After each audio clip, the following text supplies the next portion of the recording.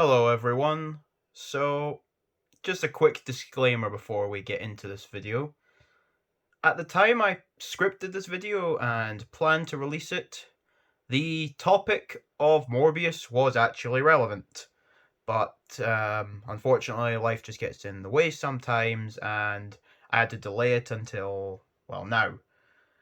So instead of scrapping a script, I just decided we'll release it now when the trend is dead, so nobody will care, but let's just go with it anyway. So, Morbius. What is left to say about this film? We all know the story of this film by now, especially by now that the trend is completely dead, but the trailers look decent, the film came out and flopped critically and financially, and it later got turned into the biggest meme of 2022 due to being just that bad. But is it? Today, I'm going to discuss my thoughts about the film, having seen it and recently rewatched it again, and discuss whether or not I believe that Morbius is the worst superhero movie ever made.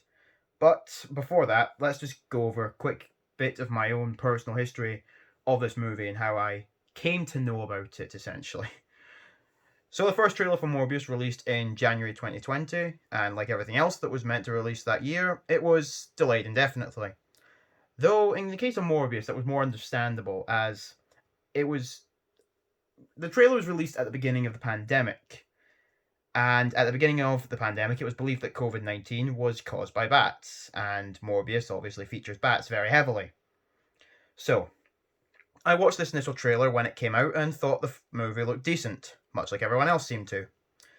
Then, Sony went quiet about the film after announcing its indefinite delay, and to be honest, I kind of forgot about it for a while, until August 2021, when the first teaser trailer for Spider-Man No Way Home was released.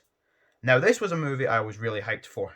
The teaser trailer was incredible in my opinion, so much so that I started following daily news about this film and the possible release dates of the full trailer.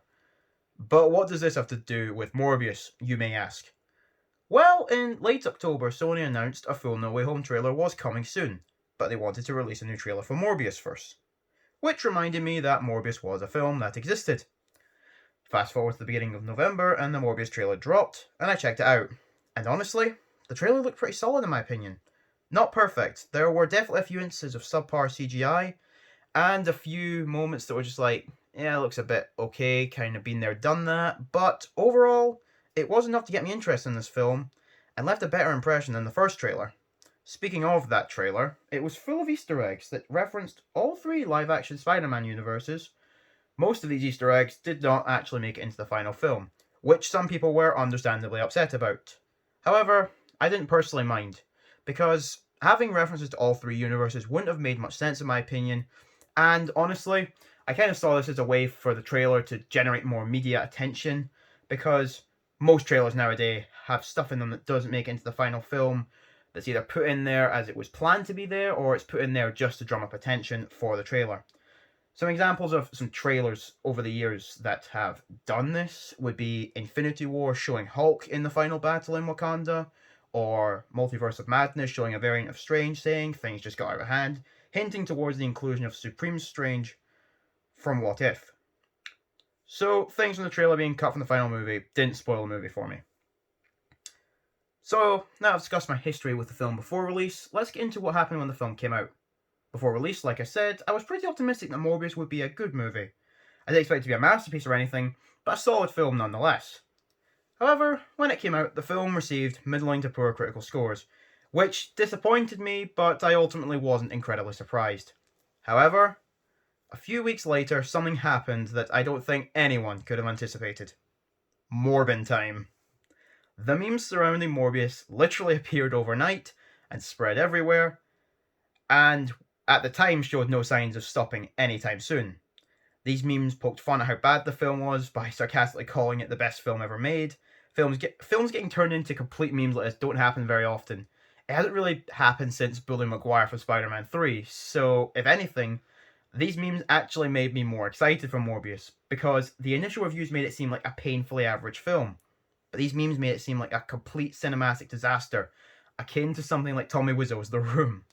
So I pre-ordered the 4K Blu-ray Steelbook, as I do for most film releases that nowadays and eagerly awaited the release of Morbius, hoping it would either be a film so bad it was hilarious or somewhat of a hidden gem.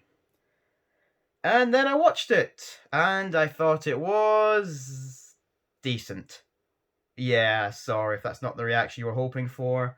I know it's a bit anticlimactic, but I did not hate Morbius, like seemingly everyone else in the world. Yet I did not love it either. So, let's break it down a little bit, and hopefully I can explain to you why I don't think this is the worst superhero movie ever made. I'll start by saying that most things in the movie were decent to good. The acting was good for the most part, in my opinion. Jared Leto's Michael Morbius was good, though the standout performance, in my opinion, was Matt Smith as Milo. He's clearly having a lot of fun with the role and was a joy to watch throughout. The visuals of the film were decent. Nothing incredible, and there was definitely a few instances where the CGI was a little bit off, but it was not terrible overall.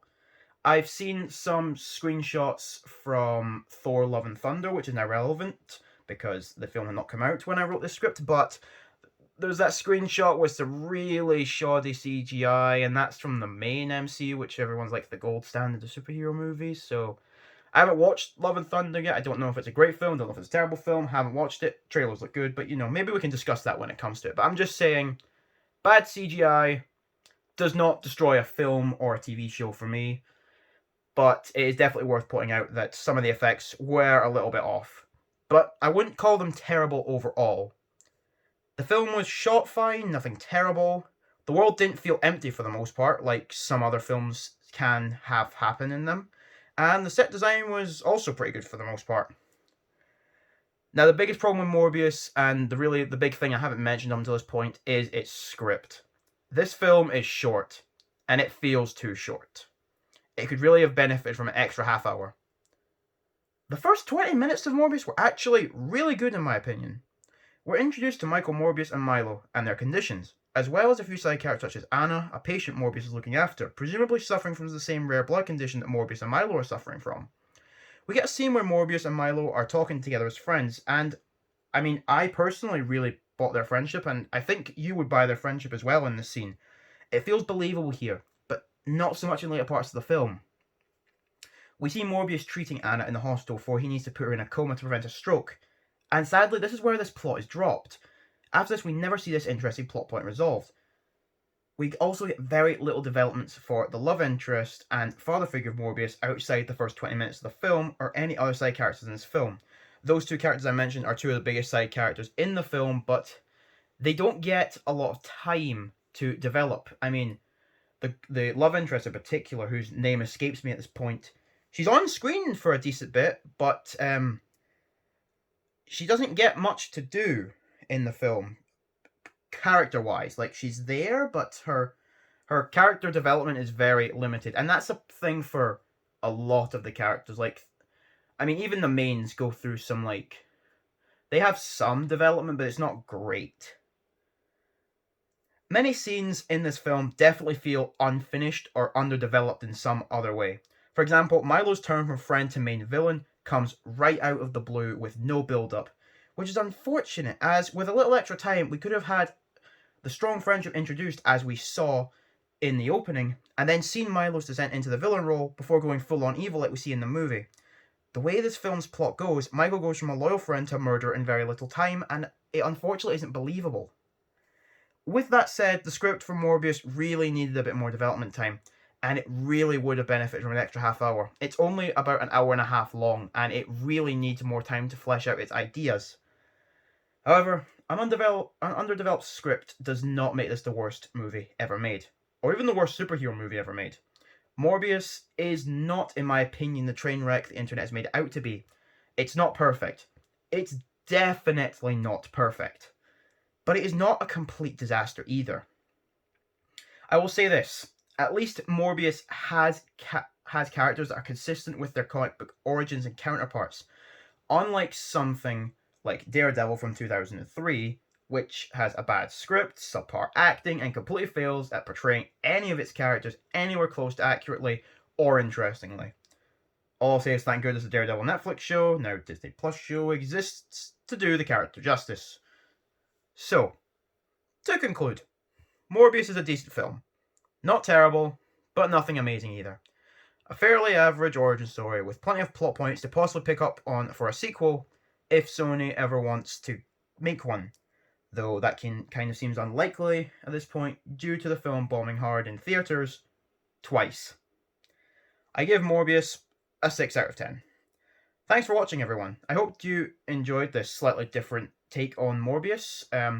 Let me know if this kind of film analysis or film review video is a good idea. This is the first time I'm trying it. I'm just trying to diversify a little bit so we can get more content on the channel. If this gets good reception, I can always review other films, new films that come out, or older films, or whatever. We can just add stuff to the variety of things that we can upload on the channel. But yeah, so I will hopefully be able to make more regular content now. I think that should be doable. So thank you all for watching, and I will see you next time. Goodbye.